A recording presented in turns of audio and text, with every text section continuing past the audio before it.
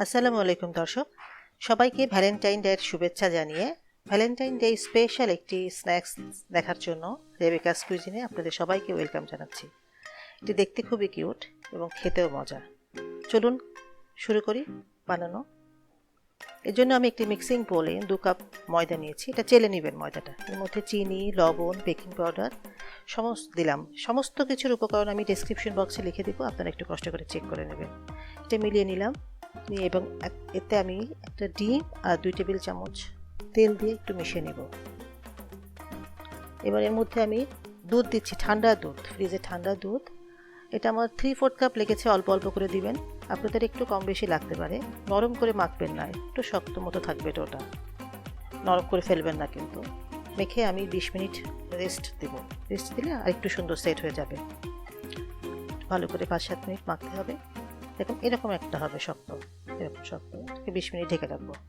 এবং স্টাফিংয়ের জন্য আমি এখানে প্যানে 1.5 কাপ গরুর কিমা নিয়েছি, আপনারা চিকেনও নিতে পারেন। এতে লবণ, গোলমরিচের গুঁড়া, মরিচের গুঁড়া, আদা রসুনের পেস্ট আর পানি দিয়ে এটা সুন্দর করে মিলিয়ে নেব। সুন্দর করে মিশিয়ে তারপরে ঢেকে দিতে হবে। ঢেকে কম জালে মিডিয়াম লোতে জ্বালাবেন 10 থেকে 15 মিনিট, মাঝে মাঝে নেড়ে দিবেন। হয়ে গেল। এবার একটি প্যানে আমি 1 টেবিল চামচ তেল দিলাম। আমি তেলটা একটু বেশি দিয়েছি, আপনারা একটু কম দিবেন।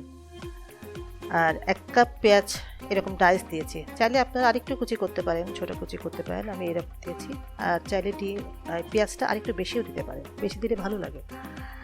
এবার আমি কিমা দিয়ে দিলাম, যে সিদ্ধ করে রেখেছিলাম। কিমাটা আমি আগের দিন রাতে রান্না করে ফ্রিজে রেখেছিলাম, আপনারা সাথে সাথে করতে পারেন বা কিমাটা তৈরি করে আগে ফ্রিজে রাখলেও হবে, এটা সুবিধা হবে। হালকা করে নেড়ে নামাই ফেলবো, খুব বেশি কিন্তু নাড়বো না, পেঁয়াজটা বেশি নরম করে ফেলবেন না। আর এর মধ্যে আমি একটু কাঁচামরিচ দিলাম, আপনারা আরও কিছু মশলা দিতে পারেন চাইলে। মরিচের ফাঁকি দিতে পারেন, শুকনো মরিচের ফাঁকি, জিরার ফাঁকি, আদা রসুন পেস্ট অল্প অল্প দেওয়া যায়। আমি কিছু দিইনি, এরকম ধনেপাতা একটু দিয়ে নামিয়ে ফেললাম।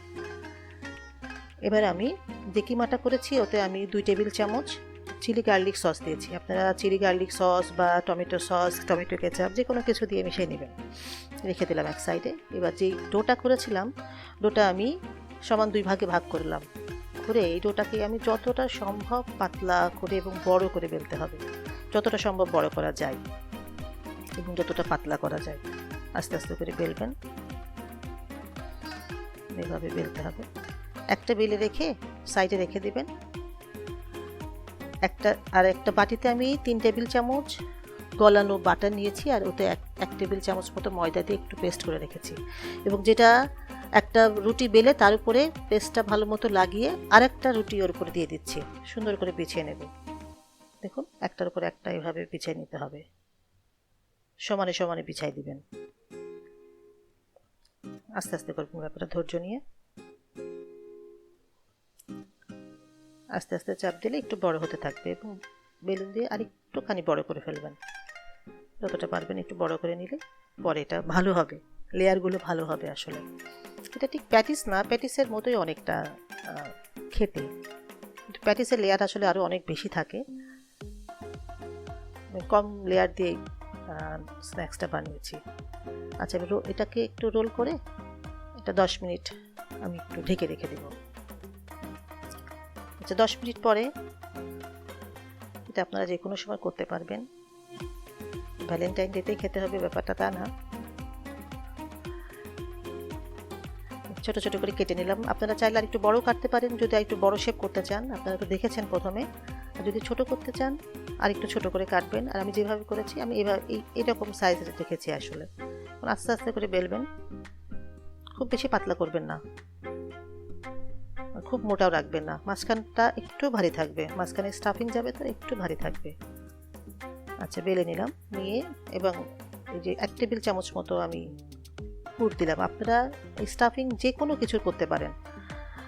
আমি গরুর করেছি, আপনারা চিকেন করতে পারেন, চিংড়ি করতে পারেন, সবজি করতে পারেন, যে কোনো কিছু করতে পারেন। এবার ভিতরে অংশে এইভাবে একটু কুচি মতো করবো। দেখেন এটা করে এই মাথা আর এই মাথা দেখেন এরকম পাতার একটা শেপ হবে। যখন দেখবেন এটা পাতার মতো একটা শেপ হয়ে গিয়েছে, তখন এটাকে মুড়িয়ে রেখে দিতে হবে। আর একটা দেখাচ্ছি আমি। আমি এটার মধ্যে আরেক রকম স্টাফিং দিচ্ছি, আমি ডিম আর আলু দিয়ে স্টাফিং দিচ্ছি। ডিম আলু সিদ্ধ করে তার মধ্যে আমি মরিচের ফাঁকি, জিরার ফাঁকি, বিট লবণ, ধনে পাতা দিয়ে একটা স্টাফিং করেছি। দেখুন এইভাবে করে কয়েকটা করার পরে দেখুন খেয়াল করেন আমি কীভাবে করছি। এই মাথার এবং মাথা যখন সমানে সমানে আসবে তখন এরকম করে মুড়িয়ে দেবেন, কারণ একটা পাতার মতো একটা স্ট্রাকচার দেখা যাচ্ছে, কিন্তু মনে হচ্ছে একটা পাতা। দেখেন প্যাড়া থাকে আমাদের অঞ্চলে, অনেক সময় থাকে প্যাড়া সন্দেশ। আচ্ছা, এবার এক পাশে আমি একটু পানি লাগিয়ে নিলাম, এতে কি হবে, এটা খুলে যাবে না। একটু আস্তে আস্তে করে চাপ দিয়ে লাগাই দিবেন। এবার একটা স্কিওয়ার্স নিয়েছি আমি, এর মধ্যে একটু তেল লাগিয়ে নিলাম। স্কিওয়ার্স নিয়ে আমার স্কিওয়ার্সটা একটু বড় হয়ে গেছে, আপনারা এর থেকে আরেক সাইজ ছোটো নেবেন, এটা ভালো হবে। এটা গাঁথিয়ে নিলাম এবং এভাবে আমি ফয়েল পেপার দিয়ে মুড়িয়ে নিচ্ছি। ফয়েল পেপার যদি বাসায় না থাকে সেক্ষেত্রে এমনিও রাখতে পারেন, প্রবলেম নেই। ফয়েল পেপারটা দিলে দেখতে একটু বেশি ভালো লাগে, গর্জিয়াস লাগে, এই আর কি। আচ্ছা, মুড়িয়ে নিলাম সমস্তগুলো। আমি সমস্ত স্ন্যাক্সগুলো এভাবে বানাই নিব, বানিয়ে আমি এটা একটু রেস্ট করতে দিতে হবে আসলে। দেখুন হয়ে গেল। ট্রেতে, বেকিং ট্রেতে একটা বেকিং পেপার বিছিয়ে এগুলোকে সাজিয়ে 10 মিনিট রেস্টে ঢেকে রাখবো, কভার করে রাখতে হবে।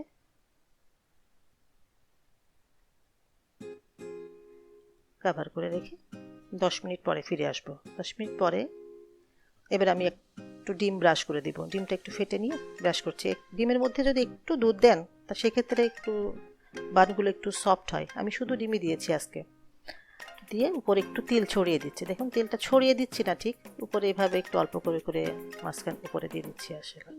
এবার আপনারা 190 ডিগ্রিতে 35 থেকে 40 মিনিট বেক করবেন। ওভেন অনুযায়ী কিন্তু টেম্পারেচার ভ্যারিফাই করে, আপনারা একটু কম বেশি সময় লাগতে পারে আপনাদের, দেখে নেবেন। এরকম একটা কালার হলে আপনারা নামিয়ে ফেলবেন। কি হয়ে গেল আমাদের হার্ট শেপড স্ন্যাক্স। বাসায় কোনো পার্টি থাকলে বা কোনো অতিথি আপ্যায়ন যদি করে থাকেন এটা দিয়ে, তারা খুবই খুশি হয়ে যাবে। আশা করি আজকের রেসিপিটি আপনাদের ভালো লেগেছে।